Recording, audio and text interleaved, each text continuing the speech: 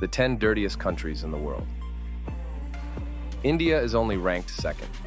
In the first place, women defecate and urinate on the streets. The capital can be called the cesspool of the earth. Have you seen a country where 1,500 people share one toilet? The streets are so filthy that there's no place to step. Have you seen vast fields ruined by oil worse than Chernobyl, where not even a blade of grass can grow? The people there can't even meet the most basic survival needs. The world is vast and full of wonders. Today, let's take a look together at the 10 dirtiest countries in the world. Just before we jump start, please like and subscribe. Thank you.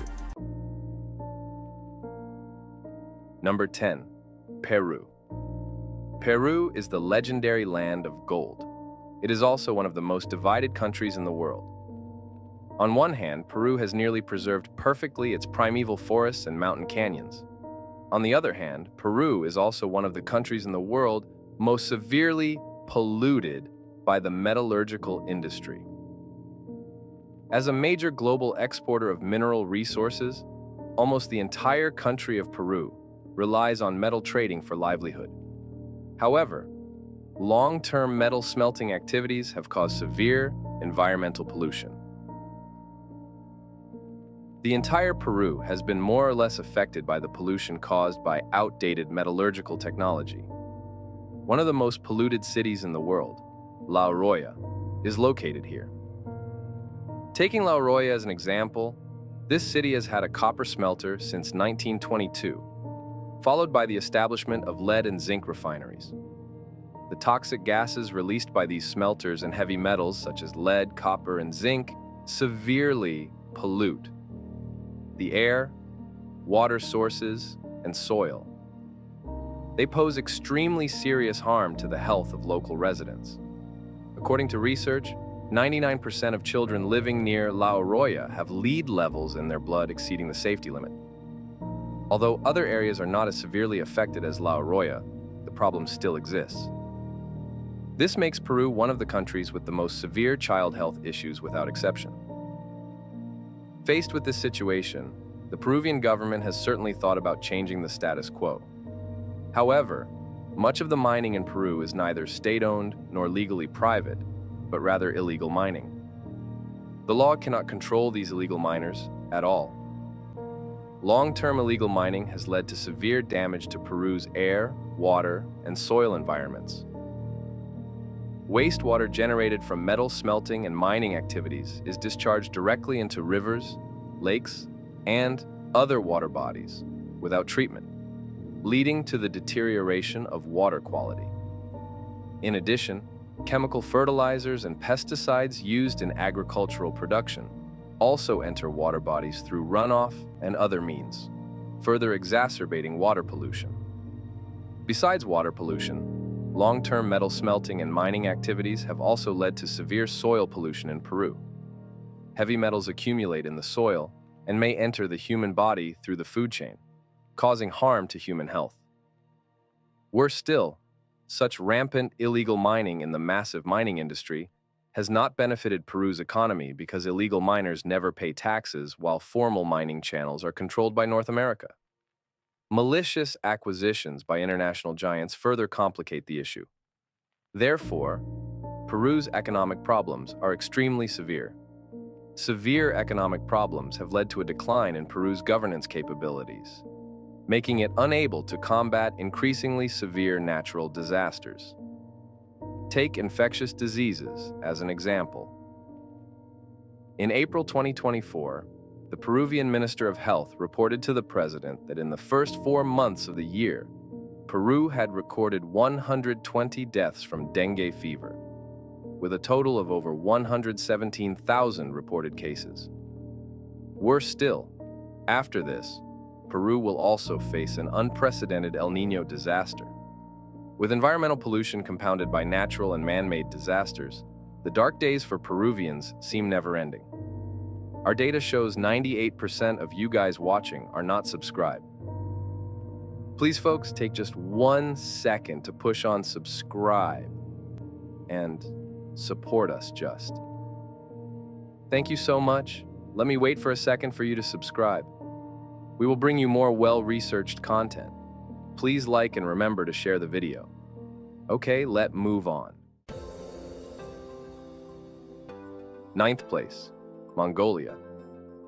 Mongolia is a country that is flanked by two major powers, a landlocked country in Asia, and also one of the countries with the worst environment in Asia. Although it is famous for its vast grasslands, if you actually go to Mongolia, you won't see scenes like the wind blowing over the grass and revealing cattle and sheep. Most of the time, you can only see sparse grass in Mongolia, desertified land and rivers polluted by mining. Every spring, the cold air from Siberia will directly turn Mongolia into a paradise for wind disasters. The sky-darkening yellow dust storms will sweep over everything in the grasslands and cities, further damaging the land without plant protection. Logically speaking, Mongolia has vast territory, a favorable diplomatic environment, and a sparse population. It should be a paradise on Earth. However, the reality is not like this. In recent years, Mongolia has been facing increasingly severe environmental issues, especially soil desertification. This not only threatens its domestic economic and social development, but also directly affects the quality of life of residents in neighboring border areas. Mongolia is one of the countries most severely affected by desertification in the world. Over 70% of its territory is facing varying degrees of desertification. This is, of course, related to its national climate. Firstly, Mongolia has low and unevenly distributed precipitation. Most areas receive less than 300 millimeters of rainfall annually. Secondly, Mongolia is located in high latitude and plateau regions. High latitude means long and cold winters. High altitude means that even if there is precipitation, it will flow elsewhere due to gravitational effects. The surface has difficulty retaining moisture, but the natural environment is not the reason why Mongolians have managed the country into the largest desertified country in Asia. Because regions with similar or even worse geographical conditions than Mongolia, such as Inner Mongolia in China and Siberia in Russia, have not experienced this situation. The primary factor leading to this issue in Mongolia actually comes from the Mongolians themselves. Firstly, animal husbandry is an important industry in Mongolia, but overgrazing has led to severe pasture degradation. According to data from the United Nations Development Program, by 2019, the total number of livestock in Mongolia had reached 70.9 million. This exceeds the total carrying capacity of the pastures by 33 million. In different regions, the number of grazing livestock has reached 2 to 5 times the carrying capacity of the pasture environment. This kind of overgrazing destroys the grassland vegetation, reduces the soil's coverage and retention capacity, and intensifies wind and water erosion. Besides, Mongolia's mining industry is also a major fundamental factor in environmental destruction. Its mineral resources, such as copper, coal, and iron, are extremely abundant. However, unregulated and illegal mining is rampant. These activities not only consume a large amount of water resources, but also destroy surface vegetation and soil structure. Waste rock, produced during the mining process, waste residue, and wastewater, if not properly treated, will further pollute and damage the land. And Mongolia naturally has no effective way to properly handle this.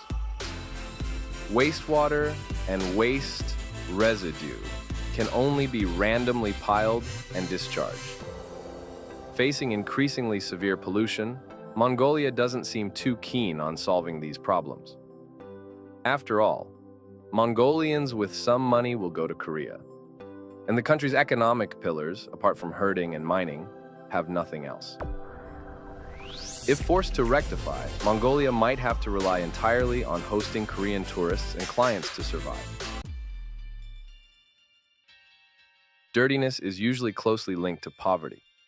As long as there is some money and the infrastructure is decent, No one would live such particularly dirty lives. Kenya is a typical example of a country that has become dirty due to poverty. Kenya has a large number of slums. The largest here is the Kibera slum. It can be traced back to the 19th century. Now, this place accommodates 2 million people. These areas, due to historical reasons and socioeconomic constraints, often lack basic public facilities. There is no clean water source, no hospitals here, no toilets, no garbage dumps. Feces and garbage are casually piled up by the roadside. Sometimes there are even a few human or animal corpses buried within these nauseating piles of garbage, forming continuously expanding sources of pollution. Here, 50 families share one public toilet. This is already an extremely luxurious public facility. Due to the extreme scarcity of public toilets, many residents can only use plastic bags and other simple tools to solve their excretion problems. Then they casually discard this garbage, forming what is known as flying toilets. This not only severely pollutes the environment, but also increases the risk of disease transmission. Due to the lack of proper water facilities, there are no taps at all in the slums. Bathing and other cleaning activities can only be done when it rains heavily, using rainwater. At the same time, rainwater is not only used for bathing, but also to meet daily water needs, and these water sources are often polluted. Meanwhile, due to the lack of a drainage system, rainwater and sewage cannot be drained in time, leading to severe water accumulation, which easily breeds mosquitoes and bacteria. Many deadly infectious diseases spread through the sewage, wantonly claiming lives. And the poor Kenyans are helpless against this. If you go to Kenya, your guide will most likely tell you not to wear very nice clothes. If you have skin allergies, make sure to protect your skin, because in Kenyan cities, a random gust of wind can bring the stench of bacteria and garbage. This kind of pollution attack is almost unseen in other places in the world. Although Kenya's pollution is so terrible, in fact, Kenya's natural environment is extremely superior. It can be called the paradise of Africa. The main reason for this situation is still due to Kenya's poverty. Since the 19th century, this place has been under British and French colonial rule, making it difficult to develop. After independence, continuous conflicts due to the aftermath of the Cold War and continuous wars have made it impossible to develop education here. Without education, there is no foundation for any modern society. So Kenya has been in this vicious cycle. Until today, Chad is an African country. It is also a resource exporting country. Its oil, natron, gold, and other mineral reserves are abundant. The export prospects are also good. However, due to the lack of modern extraction technology and the serious issue of illegal mining and smuggling, this unique natural resource has become a source of pollution for Chad. Although Chad's level of industrialization is relatively low, with the extraction and processing of resources like oil, industrial emissions have gradually become a major source of air pollution. These pollution sources directly affect Chad's water sources and consequently damage local agricultural production, making the entire country more dependent on resources. But the extractable resources will further pollute the country, thus tying it to the chariot of high pollution industries, unable to stop. During the oil extraction process, if not handled properly, it can easily cause water pollution. Chad's water resources are already scarce, and due to industrial emissions, agricultural non-point source pollution, and factors such as the direct discharge of untreated domestic sewage, have led to severe water source pollution problems, especially in the areas surrounding Lake Chad. Due to overdevelopment and pollution, the water quality has deteriorated sharply, threatening the safety of drinking water for residents and the health of the ecosystem. Additionally, during the extraction and transportation of oil, leakage incidents can severely pollute the soil. Chad's road infrastructure is severely underdeveloped, and public security is concerning. Every year, countless lands are polluted by leaked oil. Worse still, due to scarce rainfall and reasons such as overdevelopment, Chad's desertification problem is becoming increasingly severe. Desertification not only leads to the reduction and degradation of land resources, but also exacerbates sandstorm disasters and ecological environment deterioration. With the worsening of ecological destruction and pollution, Chad's biodiversity is also facing serious threats. The ecological destruction will further exacerbate Chad's decline in agriculture and livestock. In this regard, it cannot be said that the Chadian government is without solutions. But currently, Chad's efforts in environmental management can only be described as a drop in the bucket. As one of the world's wealthiest nations, no one could imagine that it is actually also a country plagued by environmental issues. Saudi Arabia, as an economic powerhouse in the Middle East, has a large number of industrial enterprises and factories. These enterprises produce a large amount of waste gas, wastewater, and solid waste during production. Although Saudi Arabia is keen on management, the regulatory enforcement is not strict enough, and domestic corruption is rampant. Coupled with Saudi Arabia's inherent lack of water resources, further increasing the difficulty of pollution treatment, thus pollution control has been slow to show results. Besides industrial pollution, Saudi Arabia's own environment is also one of the fundamental causes of pollution. Saudi Arabia is located in the Middle East with an arid climate and widespread deserts. This geographical environment makes sandstorms a natural disaster. Sandstorms carry large amounts of dust and harmful substances, which not only harm the human respiratory system, but also cause devastating damage to vegetation. Of course, the above 2 points are not the most fundamental reasons. After all, there are many places in the world with a lot of sandstorms. There are also many places with strong industries. The fundamental cause of pollution in Saudi Arabia is still because of extraction activities and its water scarcity issues. Saudi Arabia is the world's largest oil producer. It has a high dependency on fossil fuels. The extraction, processing, and use of fossil fuels generate a large amount of pollutants. Due to the lack of freshwater resources, Saudi Arabia has also vigorously developed seawater desalination industries to meet domestic freshwater needs. However, seawater desalination is a high energy-consuming industry. It uses a large amount of oil, natural gas, and other fossil fuels to provide energy for desalination, resulting in severe air pollution. It may also discharge high concentrations of brine and industrial wastewater into the ocean, causing damage to the marine ecological environment. In recent years, due to environmental issues, Saudi Arabia has repeatedly faced epic heat waves. Thousands have been hospitalized or even died from heat stroke. In response, the Saudi government can only continuously pour money to solve the problem. Now, Saudi Arabia has proposed a bunch of potential high-tech development solutions to address the issue, and is heavily recruiting foreign technical experts to aid in its development. However, these projects are somewhat overambitious. Whether they can be implemented and improve Saudi Arabia's situation remains to be seen. Nigeria is one of the world's largest oil producers. The country is located in the tropics and has diverse terrain and landscapes, from the Hausa Highlands in the north to the low hills in the south, then to the coastal strip plains. This rich natural landscape is formed by many rivers, with the Niger River and its tributary, the Bonu River, being the main water systems. Nigeria's natural resources are extremely abundant, proven to have commercial mining value. There are as many as 44 types of mineral resources. Among them, oil and natural gas are the most important. Besides oil resources, Nigeria's agriculture is also very developed.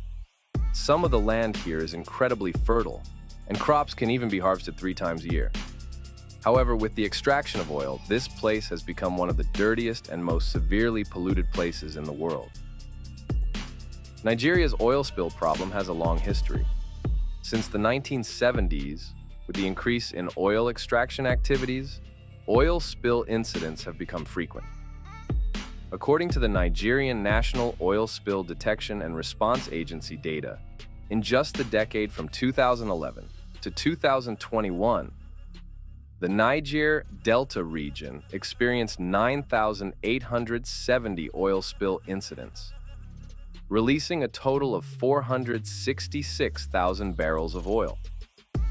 One of the most tragic incidents on record occurred on October 18, 1998, in Jesse Village near Lagos, Nigeria. A serious oil pipeline leak caused an explosion and fire, resulting in 198 deaths. After investigation, it was confirmed that the oil pipeline was deliberately damaged. The victims at the scene were still holding tools for destruction and containers used for stealing oil. This accident not only caused a large number of casualties, but also destroyed thousands of acres of fertile land, once considered a treasure. The damage it caused to the Nigerian people has not been recovered to this day. In 2011, a drilling platform at a Shell oil field experienced a serious oil spill. Approximately 40,000 barrels of oil leaked into the Atlantic Ocean, affecting Bayelsa State in the Niger Delta in Nigeria, impacting 168,000 people across 350 communities. This incident drew widespread international attention and resulted in hefty fines for Shell. However, despite the large fines, the damage caused by the spill remains irreparable. This left the Niger Delta, already affected by previous spills, further devastated. Long-term oil spills have severely impacted Nigeria's environment and have seriously affected the health of its residents.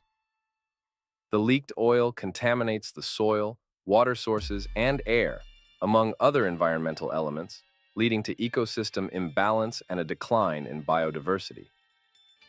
Most critically, the leaked oil releases toxic substances and carcinogens, gradually eroding the health of Nigerians. According to research, residents of the Niger Delta region have an average life expectancy of only 41 years, which is 10 years lower than the national average. This is closely related to the severe oil pollution in the area. Fourth place, Congo. Congo is a mineral-rich country. It is also an important global mineral resource country, especially rich in reserves of metal minerals such as cobalt. It can be said that some industries would come to a halt without Congo's cobalt. The cobalt would directly stop. However, while the development of the mining industry promotes the economy, it also brings serious pollution to the local environment. The environment in some mining areas has been damaged, with water sources, soil, and air all being polluted to varying degrees. For example, the 2021 Congo-Kasai River pollution incident was caused by an Angolan mining company. It led to the pollution of the Kasai River. This crisis directly affected the river and almost all the residents along its banks. It even caused casualties. However, despite paying such a heavy price, the Congolese people have not gained much benefit from the mining industry. The money earned from selling minerals isn't even enough for them to repair some decent public facilities. Similar to many developing countries, some areas of Congo lack effective garbage collection and disposal systems. Garbage piles up on the streets, breeding diseases and affecting order.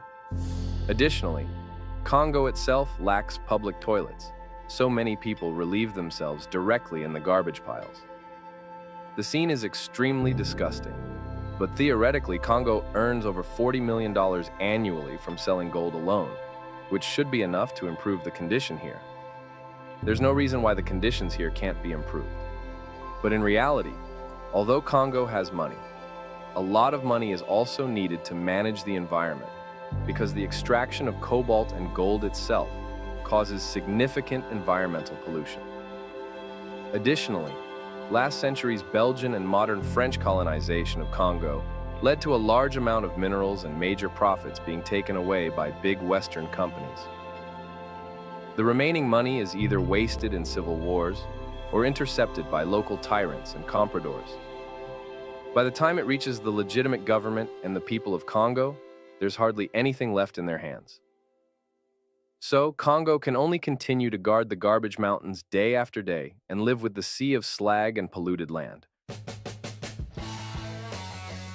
Somalia.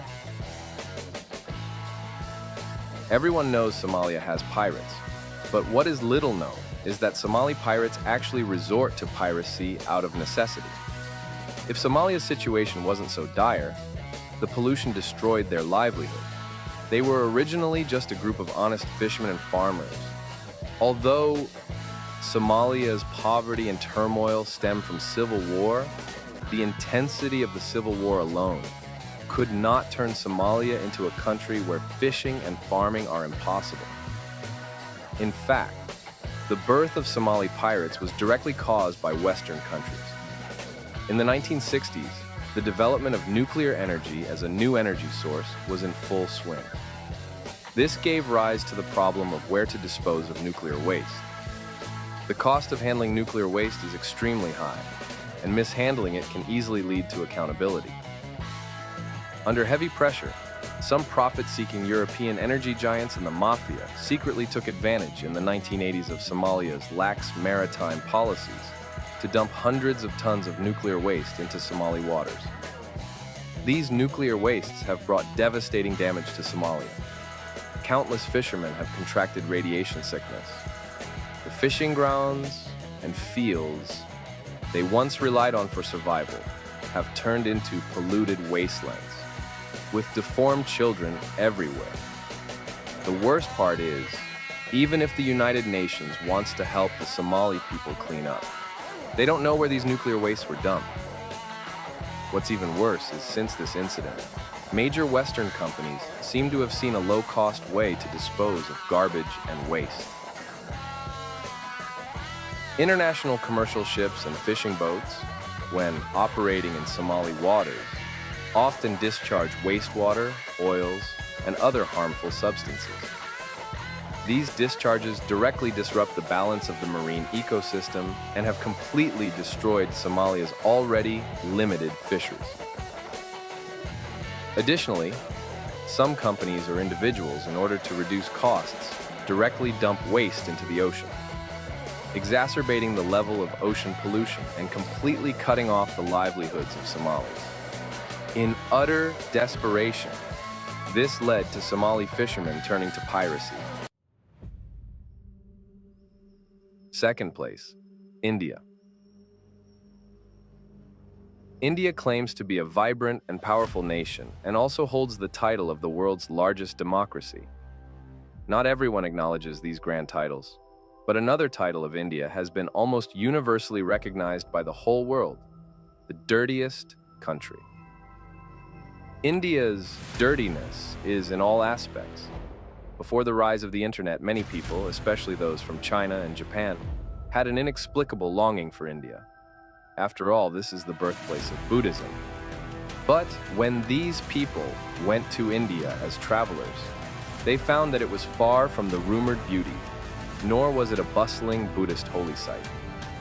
Instead, it was a place filled with bizarre foods and excrement flowing freely, with a population as crowded as an ant nest. The smell in the air was like a giant public toilet stench. According to World Health Organization data, India is one of the most polluted 10 countries in the world. New Delhi, Kolkata, and Mumbai in India are rated as the most polluted cities in the world. The Ganges and Yamuna rivers in India are among the world's 15 most polluted rivers. India is also ranked among the world's top 10 most in the list of places needing clean water. These lists somewhat look down on developing countries. They seem biased against Asian countries. But in their evaluation of India, they are indeed quite objective. You should know that out of 250 million households, only 46.9% have their own toilets. At least 600 million Indians do not have toilets. They rely on rivers and garbage dumps and defecate by the roadside to solve the problem. In the poorest Indian slums, this makes the background music fast, rapid beats.